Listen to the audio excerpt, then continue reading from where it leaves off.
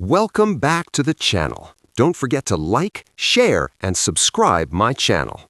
Today, we are explore how to create a business product in hand interaction using Puppet Warp in Photoshop. I open Photoshop and load a product in hand image. I pause because hand interaction builds trust. I duplicate the layer and convert it into a smart object.